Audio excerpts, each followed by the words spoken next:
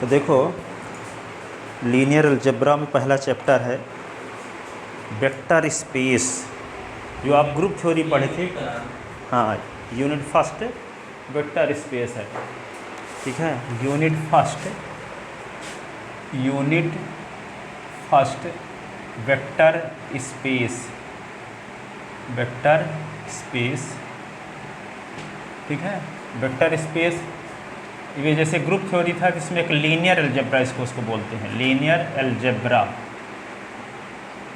ठीक है। तो लीनियर अलजेब्रा में पहला पढ़ोगे वेक्टर स्पेस। वेक्टर स्पेस को जानने के लिए वही शुरुआत होती है बाइनरी ऑपरेशन से, जो आप ग्रुप थ्योरी में पढ़े थे। तो यहाँ पे पहला शब्द आता है क्या, बाइनरी ऑपरेशन।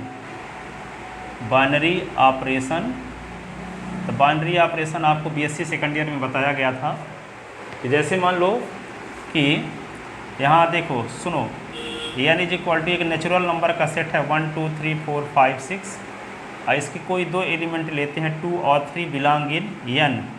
तो 2 और 3 के बीच में प्लस लगाते हैं, तो यहाँ पे 5 आता है। 5 भी किसका एलिमेंट है, बिलोंग इन n का। तो यहाँ प्लस है, बाइनरी ऑपरेशन है, लेकिन 2 और 3 के बीच में माइनस लगाते हैं, तो -1 n का एलिमेंट नहीं है, इसलिए -n में बाइनरी ऑपरेशन नहीं है, ठीक है। तो किसी सेट में कोई ऑपरेशन बाइनरी ऑपरेशन कब कहलाती है, जब उस सेट के कोई दो एलिमेंट के बीच में वह ऑपरेशन लगाएं, तो जो रिजल्ट है वह अनिवार्यतः उसी सेट का एलिमेंट होना चाहिए ईच कंडीशन में, ठीक है। अब जैसे वहाँ पे 2 - 3 करने से -1 तो n को बिलोंग नहीं करता, तो कहोगे कि यदि हम 3 - 2 करेंगे तो करता तो है। तो 2 - 3 के लिए भी ट्रू होना चाहिए, 3 - 2 के लिए भी ट्रू होना चाहिए, ईच कंडीशन के लिए ट्रू होना चाहिए। कोई भी दो एलिमेंट लें और उनके बीच में ऑपरेशन लगाएं, तो रिजल्ट भी किसको बिलोंग करना चाहिए, n को ही बिलोंग करना चाहिए। तब क्या कहलाएगा, n में वह ऑपरेशन बाइनरी ऑपरेशन कहलाएगा। तो यहाँ पे n तो हम नेचुरल नंबर लिए हैं, अब g कोई सेट ले लेते हैं अपनी इच्छा से। इसके एलिमेंट हैं a b c, और a और b के बीच में स्टार लगाएं, ठीक है। तो रिजल्ट c आए बिलोंग करे g को, तब स्टार कहलाएगा g में बाइनरी ऑपरेशन। स्टार क्या कहलाएगा, g में बाइनरी ऑपरेशन, ठीक है। तो किसी सेट में ये स्टार बाइनरी ऑपरेशन है, जैसे यहाँ पे 1 × 2 करें तो 3 आएगा। तो यहाँ पे मल्टीप्लिकेशन भी n में क्या है, बाइनरी ऑपरेशन, प्लस भी क्या है n में बाइनरी ऑपरेशन। तो किसी सेट में एक से अधिक बाइनरी ऑपरेशन हो सकती हैं, किसी सेट में एक से अधिक बाइनरी ऑपरेशन हो सकती हैं। पिछले साल ये बताए थे कि जी में स्टार बाइनरी ऑपरेशन है, तो जी स्टार एल्जेब्रिक स्ट्रक्चर कहलाता है। कोई नॉन एम्प्टी सेट उसमें डिफाइंड बाइनरी ऑपरेशन के साथ एल्जेब्रिक स्ट्रक्चर कहलाता है। कोई नॉन एम्प्टी सेट उसमें डिफाइंड बाइनरी ऑपरेशन के साथ है, क्या कहलाता है, एल्जेब्रिक स्ट्रक्चर। और ये एल्जेब्रिक स्ट्रक्चर यदि केवल G1 प्रॉपर्टी, क्लोजर प्रॉपर्टी को होल्ड करता है, जिसको क्वासी ग्रुप कहते हैं। यदि G1 G2 को होल्ड करता है तो सेमी ग्रुप कहते हैं। यदि G1 G2 G3 को फॉलो करता है तो मोनोइड कहते हैं। और G1 G2 G3 G4 को होल्ड करता है तो ग्रुप कहते हैं। और G1 G2 G3 G4 G5 को होल्ड करता है तो आबेलियन ग्रुप कहते हैं। पढ़े थे ये। अब यहाँ पे पांचों प्रॉपर्टी को होल्ड करता है तो आबेलियन ग्रुप कहलाता है, ठीक है ना। तो ये एल्जेब्रिक स्ट्रक्चर G ग्रुप कहलाएगा जब 4 प्रॉपर्टी को होल्ड करेगा, 5 प्रॉपर्टी को होल्ड करेगा तो आबेलियन ग्रुप कहलाएगा।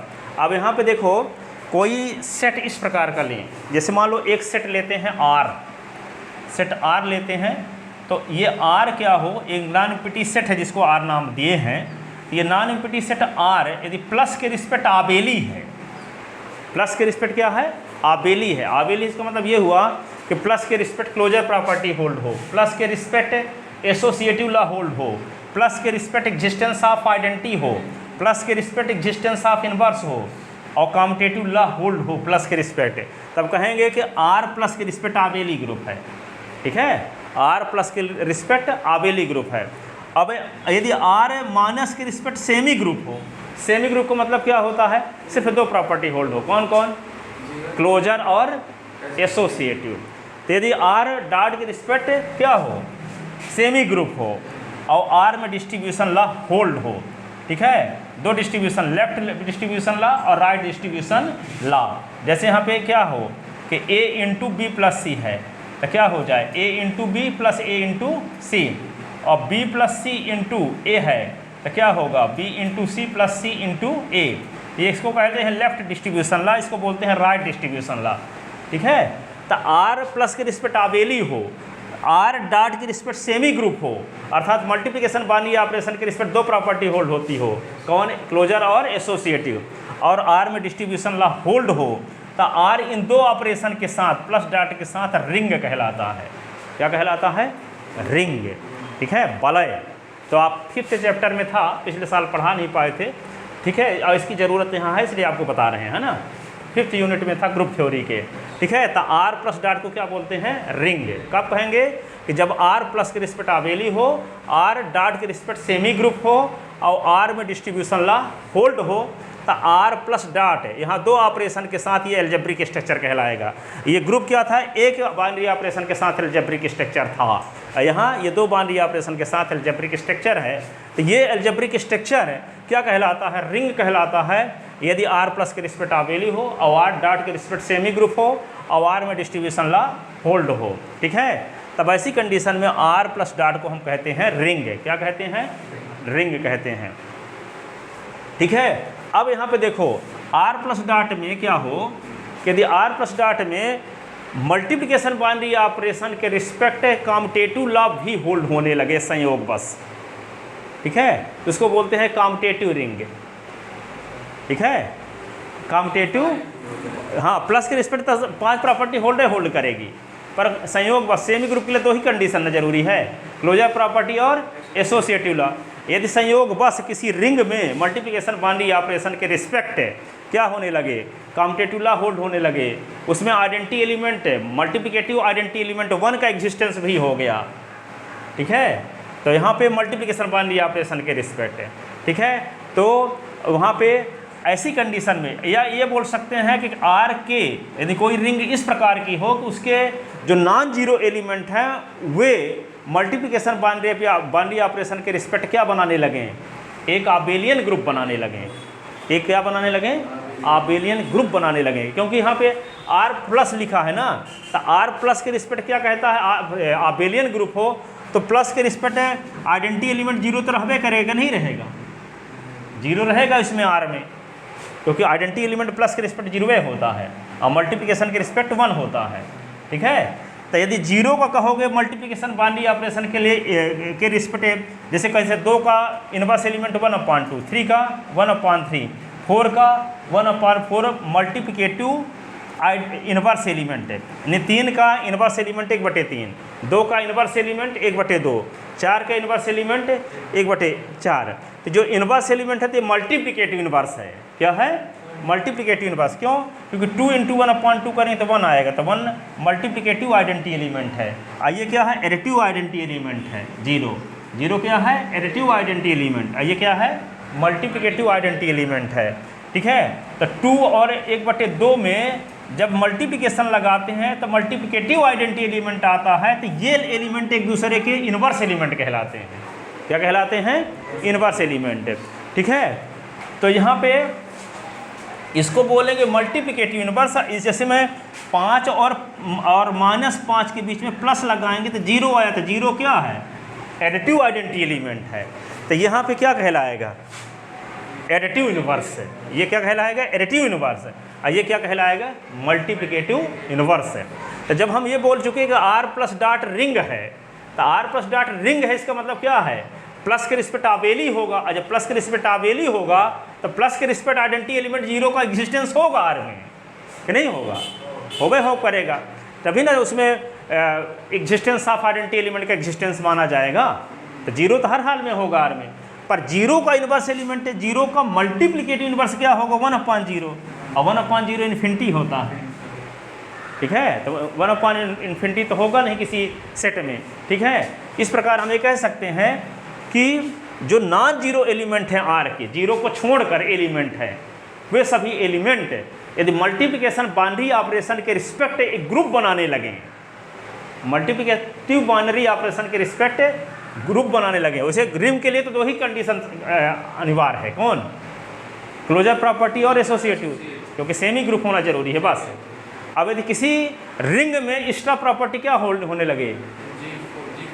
G3 भी, G4 भी और G5 भी। G3 भी और हाँ, आबेलियन ग्रुप हो, लेकिन 0 एलिमेंट को छोड़कर। ठीक है। रिंग के 0 एलिमेंट को छोड़ करके बाकी एलिमेंट जो बचे हैं वे पांचों प्रॉपर्टी को होल्ड करते हों। और जब पांचों प्रॉपर्टी को होल्ड करेंगे तब हम कहेंगे कि क्या है, इस रिंग का नाम पड़ जाता है फील्ड। क्या नाम पड़ जाता है? फील्ड। FIELD। क्या नाम पड़ जाता है कि रिंग का? रिंग का नाम फील्ड कब पड़ता है? जब किसी रिंग के नॉन जीरो एलिमेंट, किसी रिंग के non zero element multiplication binary operation के रिस्पेक्ट क्या बनाने लगते हैं? आबेलियन ग्रुप बनाने लगते हैं। तो वह रिंग क्या कहलाता है? फील्ड कहलाता है। नॉन जीरो एलिमेंट, किसी रिंग के non zero element multiplication binary operation के रिस्पेक्ट, मल्टीप्लिकेशन बाइनरी ऑपरेशन के रिस्पेक्ट क्या बनाने लगते हैं? आबेलियन ग्रुप बनाने लगते हैं। ऐसी कंडीशन में उस फील्ड को क्या कहते हैं? हम उस रिंग को कहते हैं फील्ड। ठीक है। और रिंग कब कहते हैं? रिंग प्लस के रिस्पेक्ट आबेलियन ग्रुप हो और डॉट के रिस्पेक्ट सेमी ग्रुप हो और उसमें डिस्ट्रीब्यूशन ला होल्ड हो, तो वह algebraic structure R plus dot क्या कहलाता है? रिंग कहलाता है। और किसी रिंग में यदि किसी रिंग के नॉन जीरो एलिमेंट यदि मल्टीप्लिकेशन बाइनरी ऑपरेशन के रिस्पेक्ट आबेलियन ग्रुप बनाने लगते हैं, ऐसी कंडीशन में उस रिंग को कहते हैं फील्ड। उस रिंग को क्या बोलते हैं? फील्ड। ठीक है। तो फील्ड समझ में आया? तो लिखते हैं थोड़ा सा इसके रिंग और फील्ड की डेफिनेशन, फिर बताते हैं वेक्टर स्पेस। ठीक है। रिंग और field,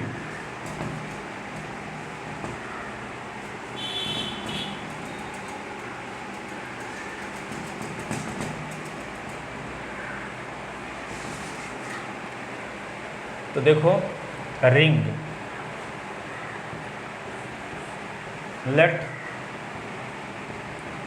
R be any non empty set,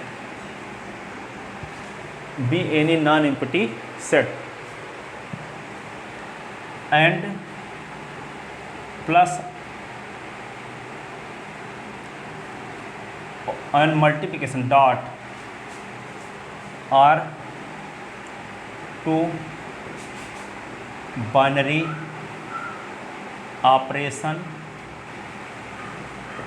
defined in R if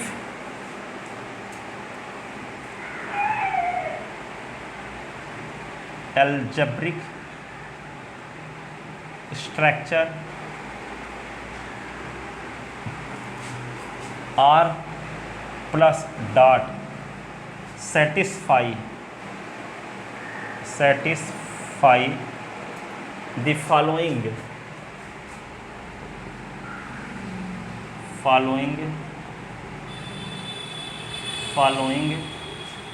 properties.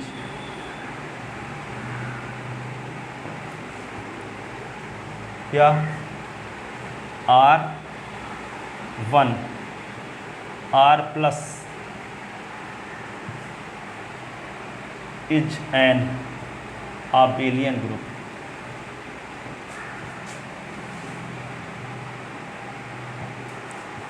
तो यहाँ पे क्या लिखेंगे? R11 में लिखेंगे क्लोजर प्रॉपर्टी। तो क्या लिखेंगे? फॉर ऑल A और B बिलोंग इन R तो implies A plus B belong in R। R12 तो क्या लिखेंगे? एसोसिएटिव ला तो फॉर ऑल A B और C बिलोंग इन R तो implies A plus B plus C is equal to A plus B plus C। ठीक है। फिर R13 existence of identity element. ठीक है। तो क्या लिखेंगे? For all A belong in R there exist 0 belong in R such that A plus 0 बराबर A बराबर 0 प्लस A। ऐसे R14 existence of inverse element.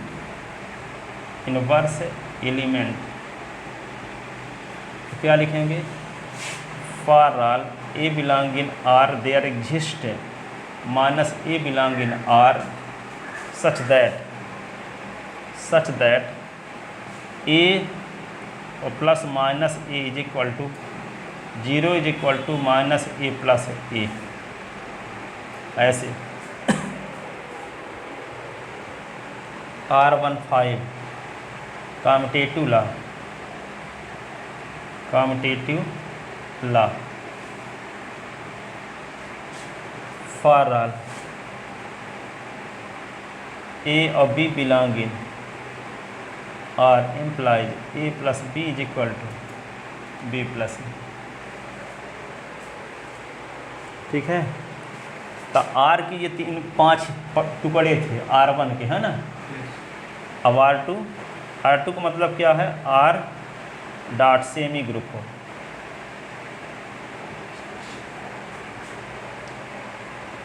Semi group. अब सेमी ग्रुप के लिए 2 प्रॉपर्टी जरूरी, उसको क्या लिखेंगे? R21 R22। क्या लिखेंगे? R21, इसको क्या बोलेंगे? Closure property. तो for all a comma b belong in R the implies a into b belong in R. ठीक है, वहाँ प्लस लिखे थे ना, यहाँ इंटू। और दूसरा R22 एसोसिएटिव लॉ।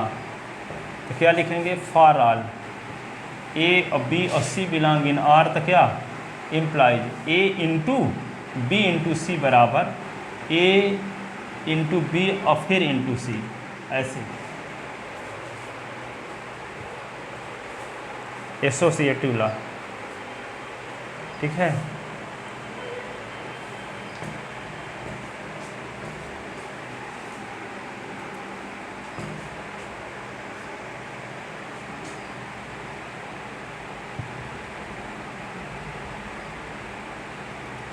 तीसरा है R3 are hold distribution law.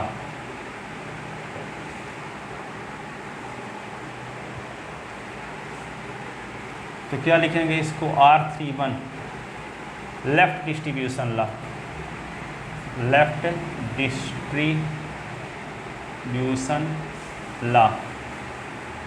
Left distribution law. तो फॉर ऑल ए बी और सी बिलोंग इन आर, तो a into b plus c is equal to A into b और a into c, left distribution law.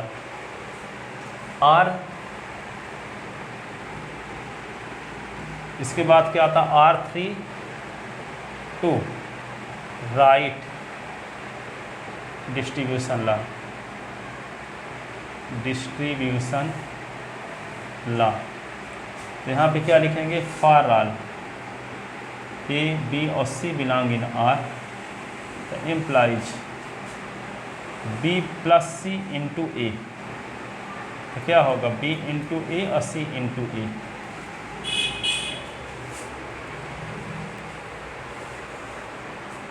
Then algebraic structure,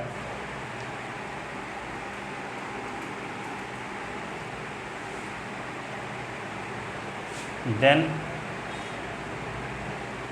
algebraic structure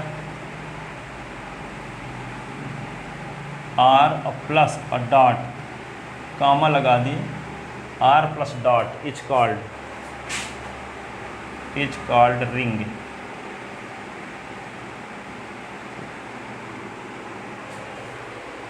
is called क्या कहलाएगा? Ring.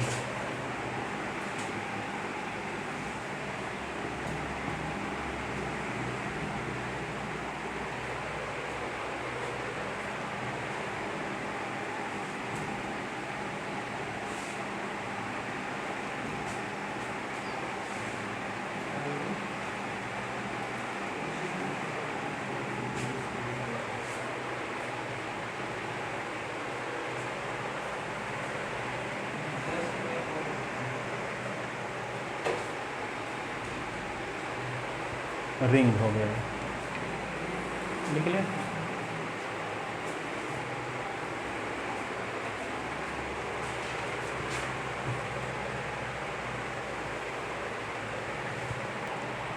नीचे का लिख लिए थे ना।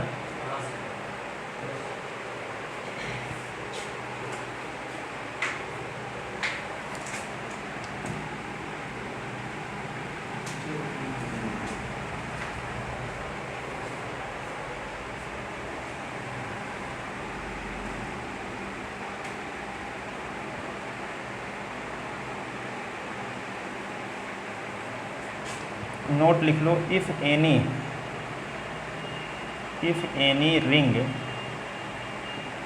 Binary operation multiplication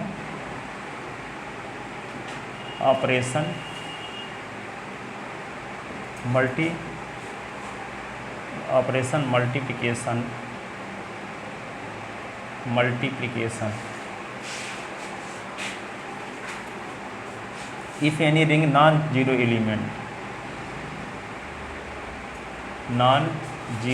element hold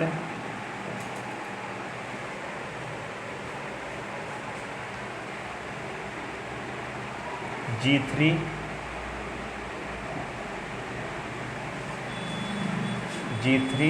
G4 and G5 property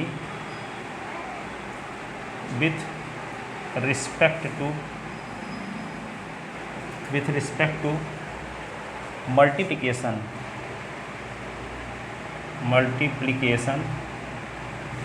binary operation.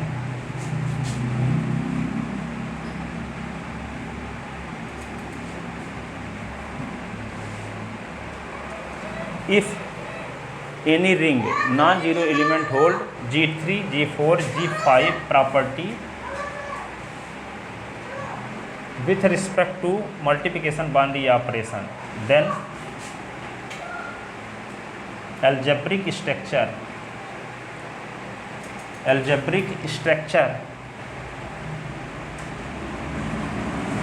R plus dot is called field.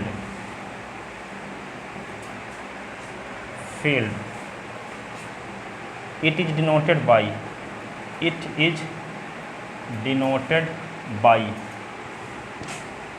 इसको denote फिर ऐसे करते हैं, कैपिटल एफ लिख देते हैं और प्लस और डॉट। जब फील्ड हो गया तो इसको किसे डिनोट करते हैं, एफ प्लस डॉट से। हाँ, फील्ड को एफ प्लस डॉट से, ठीक है। अब देखो यहाँ पे वेक्टर स्पेस में आते हैं। वेक्टर स्पेस में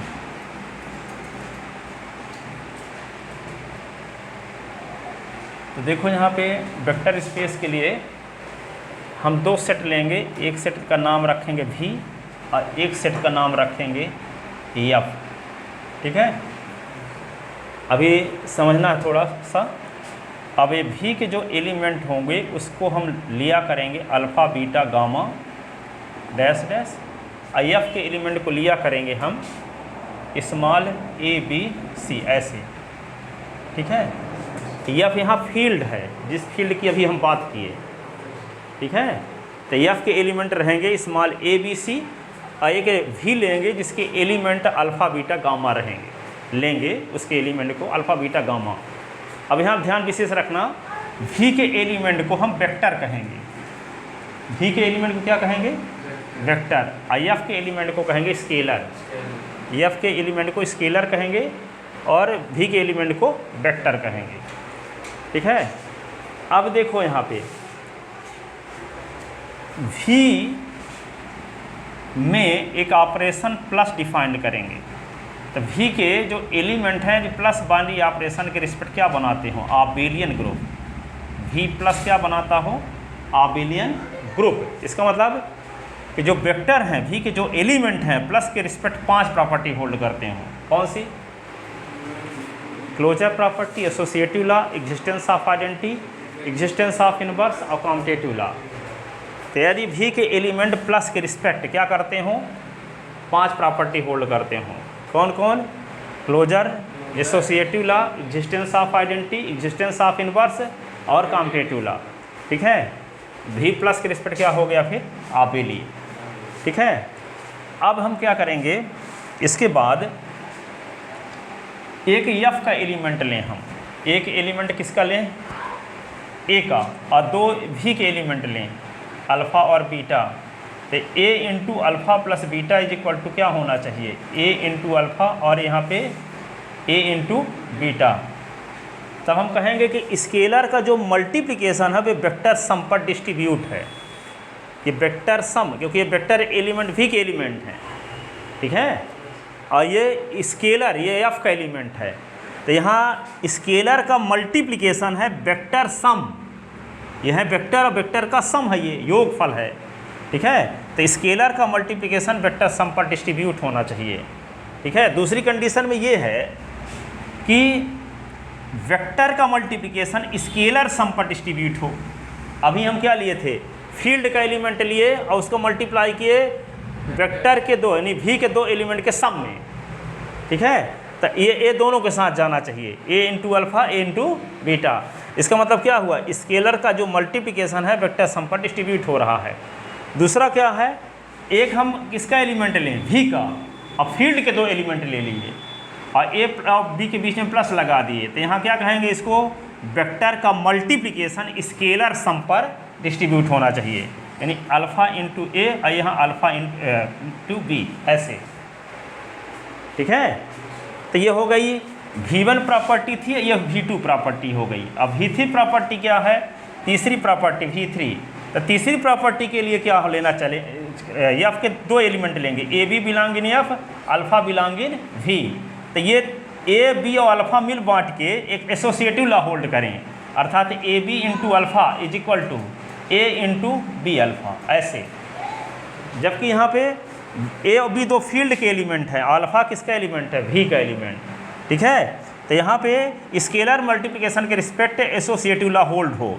तो स्केलर मल्टीप्लिकेशन के रिस्पेक्ट एसोसिएटिव लॉ होल्ड होने का मतलब ये हुआ कि फील्ड के 2 एलिमेंट लें और भी का 1 एलिमेंट लें, और ये तीनों एलिमेंट मिल के क्या करें? एसोसिएटिव लॉ होल्ड करें। तो ये प्रॉपर्टी कहलाएगी V3। और एक V4 प्रॉपर्टी और है, V4। 1 एक फील्ड का एलिमेंट ले लें, 1 बिलोंग इन एफ और अल्फ़ा बिलोंग इन V। तो 1 इंटू अल्फ़ा बराबर अल्फ़ा इंटू 1। ठीक है, तो यदि चारों प्रॉपर्टी होल्ड होती है भी किसी बाइनरी ऑपरेशन में, कहने का मतलब यहाँ पे देखो एक चीज़ और बताते हैं। यहाँ पे प्लस को बोलते हैं, क्योंकि हम भी के जब 2 एलिमेंट के बीच में प्लस लगाते हैं तो यहाँ पे क्या आएगा? भी का ही एलिमेंट आता है, तो हम प्लस को बोलते हैं क्या? Internal binary operation. क्या बोलते हैं? इंटरनल। और जब एक तो फील्ड का एलिमेंट लें और एक अल्फ़ा ले लें, अल्फ़ा भी के element, A belong in F और अल्फ़ा बिलोंग इन वी, तो ए और अल्फ़ा के बीच में यदि हम डॉट लगाएंगे तो रिजल्ट ए अल्फ़ा आएगा। जैसे कि वेक्टर के केस में आप पढ़े थे बारहवीं क्लास में कि जैसे मान लो ये वेक्टर है, तो वेक्टर बिलोंग इन वी, और एक कोई संख्या है 3 बिलोंग इन एफ। ठीक है, संख्या स्केलर है, तो यहाँ पे 3 स्केलर है। ठीक है, लेकिन ए वेक्टर है, लेकिन 3 का गुणा वेक्टर ए के साथ कर देंगे तो ये स्केलर नहीं है, वेक्टर है। क्या है? वेक्टर है। तो ये किसको बिलोंग करेगा? V को। अब वेक्टर किस में कंटेन है? V में। तो हम कहेंगे कि स्केलर मल्टीप्लिकेशन के रिस्पेक्ट ये क्लोज्ड है। तो यहाँ पे जब एक फील्ड का एलिमेंट लिया जाए, एक भी का एलिमेंट लेकर के और डॉट जब लगाते हैं तो इस डॉट वाली ऑपरेशन को कहते हैं क्या बोलते हैं? External binary operation. क्या बोलते हैं? एक्सटर्नल। और इसको इंटरनल बोलते हैं, क्योंकि भी के 2 एलिमेंट लेते हैं तो रिजल्ट भी के एलिमेंट आता है, लेकिन वहाँ एक फील्ड का एलिमेंट लेते हैं, एक भी का एलिमेंट लगाते हैं और डॉट ले करके एक डॉट लगाते हैं तो रिजल्ट किसका एलिमेंट आता है? भी का एलिमेंट आता है। ठीक है, जबकि ये दोनों अलग अलग क्षेत्र से आए हैं, लेकिन दोनों के बीच में ऑपरेशन लगा दिए तो कहाँ चला गया? भी। यहाँ पे भी के ही 2 एलिमेंट लेकर के प्लस लगाएंगे तो भी का ही एलिमेंट आएगा, तो इसलिए इसको क्या बोलेंगे? Internal binary operation. और यहाँ पे एक फील्ड का एलिमेंट लें और एक भी का एलिमेंट लें, उनके बीच में डॉट लगाएं, तो जो रिजल्ट आएगा वो भी का एलिमेंट आएगा, इसलिए इसको क्या बोलते हैं, एक्सटर्नल। तो यदि इंटरनल और एक्सटर्नल बाउंड्री ऑपरेशन 4 प्रॉपर्टी को होल्ड करती हैं, कौन कौन, V1, V2, V3 और V4, 4 प्रॉपर्टी को होल्ड करती हैं, ऐसी कंडीशन में ये V कहलाता है फील्ड F पर वेक्टर स्पेस। V कहलाता है फील्ड F पर वेक्टर स्पेस, इसको डिनोट करने की परंपरा है, VF से डिनोट करते हैं। VF को पढ़ते हैं कि V फील्ड F पर एक वेक्टर स्पेस है। VF is vector space over the field F, over the field F है, यानी V क्षेत्र F पर एक सदिश समष्टि है, वेक्टर स्पेस है। क्या है, वेक्टर स्पेस है। ठीक है, तो यहाँ पे ऐसा कब होता है, जब इंटरनल और एक्सटर्नल बाउंड्री ऑपरेशन मिल करके V1 प्रॉपर्टी को होल्ड करते हैं। V1 क्या है, V प्लस के रिस्पेक्ट आबेली हो। V2 क्या है, V2 क्या हो, स्केलर का मल्टीप्लिकेशन वेक्टर सम पर डिस्ट्रीब्यूट हो, और वेक्टर का मल्टीप्लिकेशन स्केलर सम पर डिस्ट्रीब्यूट हो, वो V2 प्रॉपर्टी है। V3 क्या है कि 2 फील्ड के एलिमेंट लें, एक V के एलिमेंट लें, तीनों एलिमेंट मिल करके एसोसिएटिव लॉ होल्ड करें।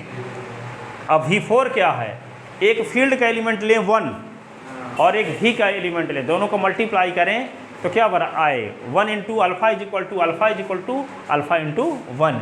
तो यदि ये 4 प्रॉपर्टी होल्ड करती हैं इंटरनल और एक्सटर्नल बाउंड्री ऑपरेशन मिल करके, ऐसी कंडीशन में V कहलाता है फील्ड F पर एक वेक्टर स्पेस। समझ में आई बात, ठीक है।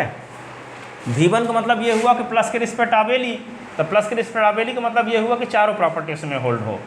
प्लस के रिस्पेक्ट आबेली, तो प्लस के रिस्पेक्ट क्या, क्लोजर प्रॉपर्टी, प्लस के रिस्पेक्ट एसोसिएटिव लॉ, प्लस के respect existence of identity element, plus के रिस्पेक्ट इनवर्स एलिमेंट, प्लस के रिस्पेक्ट कॉम्पिटिटिव लॉ।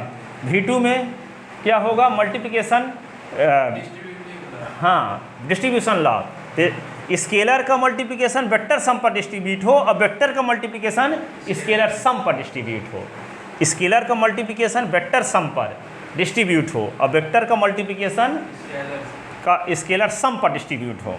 ठीक है। अब V3 क्या है, फील्ड के एलिमेंट ले 2 ठो और एक V का एलिमेंट, तीनों एलिमेंट मिलके एसोसिएटिव लॉ को होल्ड करें, अर्थात स्केलर मल्टीप्लिकेशन के रिस्पेक्ट क्लोज्ड हो V।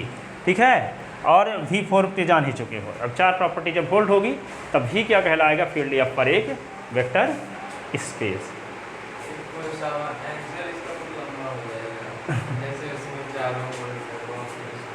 हाँ 4 होल्ड करवाना है फिर उसमें एक, तो इसमें बहुत सारी क्वेश्चन नहीं है, तो 3 क्वेश्चन हैं उसमें, फिर सब स्पेस से थ्योरम आती है बहुत सारी।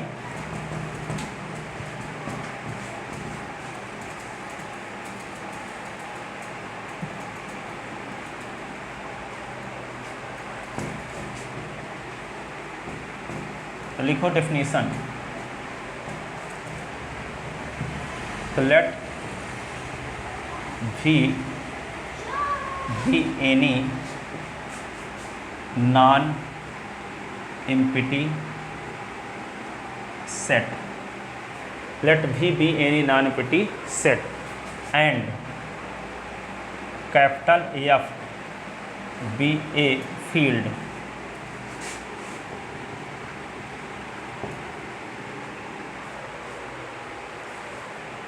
if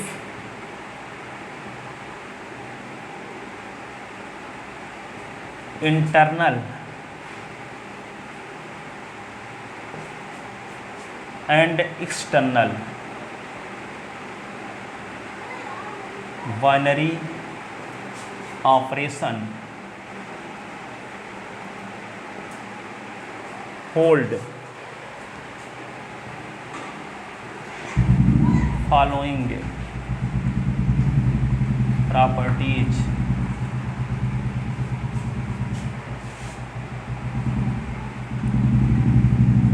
number first V1 V plus abelian is an abelian group.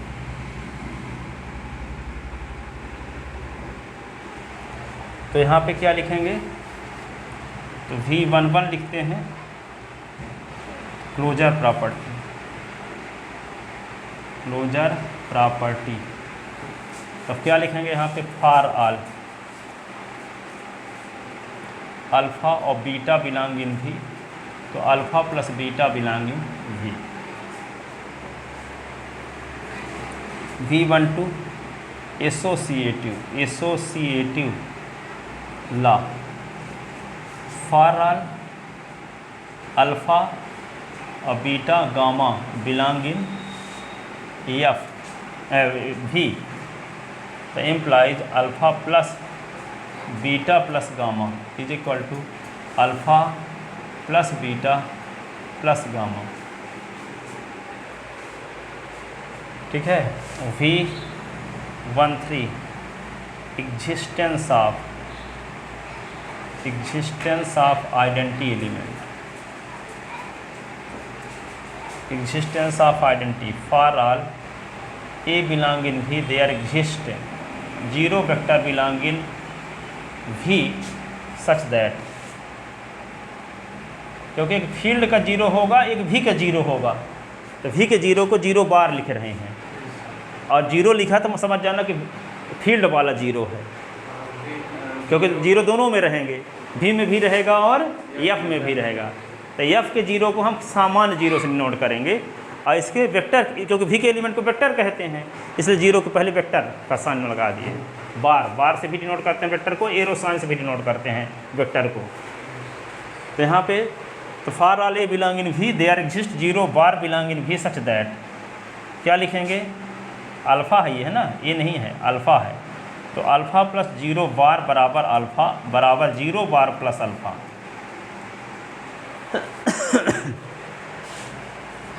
फिर V14 existence of inverse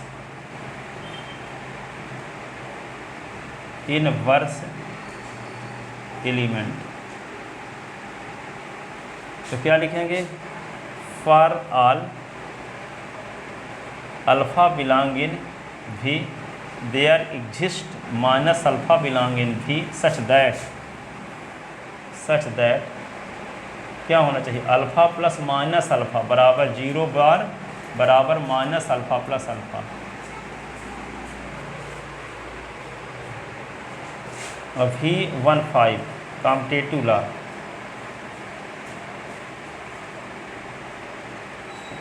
for all alpha और बीटा बिलोंग इन V, तो implies alpha plus beta is equal to beta plus alpha, beta plus alpha, beta plus alpha.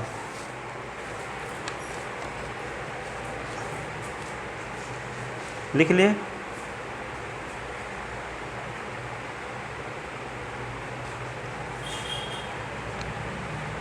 फिर दूसरा property लिखेंगे V2,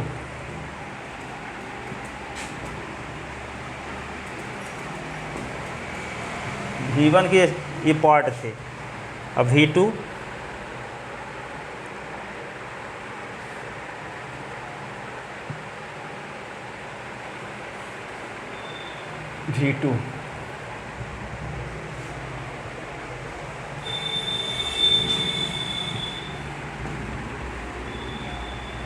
V is closed with respect to scalar multiplication,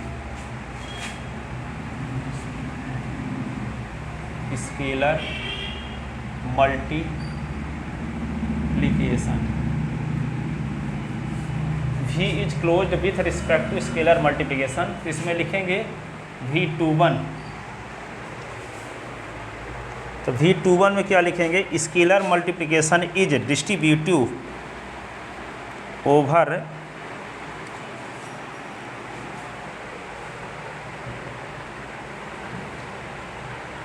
तो क्या लिखोगे V21 में? Scalar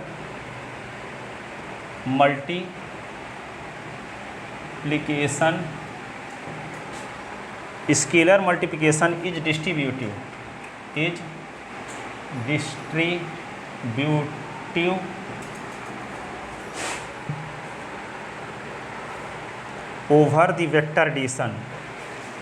over the vector addition, vector addition that is a belong in F और alpha beta belong in V, तो a into alpha plus beta is equal to A into alpha a into beta. ऐसे scalar multiplication is distributive over the vector addition, vector addition that is a belong in F, F का element को scalar कहेंगे और V के element को vector, तो vector addition में scalar का मल्टीप्लिकेशन डिस्ट्रीब्यूट हो, वेक्टर एडिशन में स्केलर का मल्टीप्लिकेशन डिस्ट्रीब्यूट होना चाहिए। ठीक है, a into alpha plus beta, a into alpha a into beta, यह समझने के लिए हम क्या बोल सकते हैं, स्केलर का मल्टीप्लिकेशन वेक्टर सम पर डिस्ट्रीब्यूट हो। ठीक है, स्केलर का मल्टीप्लिकेशन वेक्टर सम पर डिस्ट्रीब्यूट हो। ठीक है, अब लिखोगे V2 V22 V22 multiplication to a vector, multiplication to a vector is distribution, is distributive, ऐसे लिखो distributive over scalar addition, over scalar addition, scalar addition. इसका मतलब क्या हुआ, a plus b into alpha, तो ए इंटू अल्फ़ा और a into b into alpha.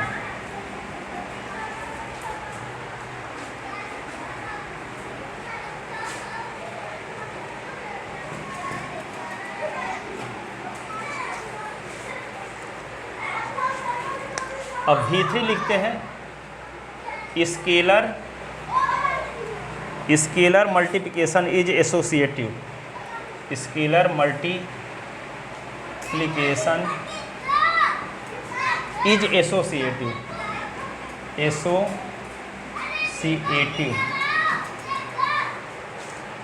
ए और b belong in F, alpha belong in V, A B into alpha is equal to A into B alpha.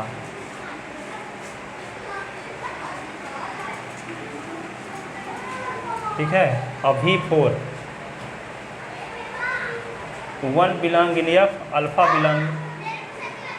Belong in V, तो implies alpha is equal to 1 into alpha is equal to 1 into alpha is equal to alpha is equal to alpha into 1। ठीक है,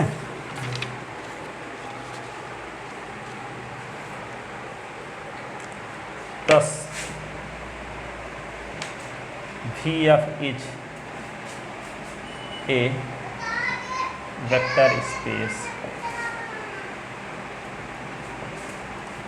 over the field F,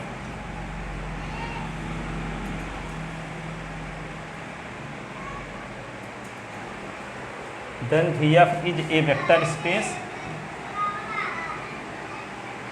over the field F, VF is a vector space over the field F। तो vector space की definition आएगी, कितना लिखना पड़ेगा। ठीक है ना, हाँ यहाँ वेक्टर अभी जो लिखवाए हैं वो तो पहले फील्ड की डेफिनेशन लिखवाए थे। अब इस पर एक क्वेश्चन कल बताएंगे, अब जाओ थोड़ा घंटे भर का है।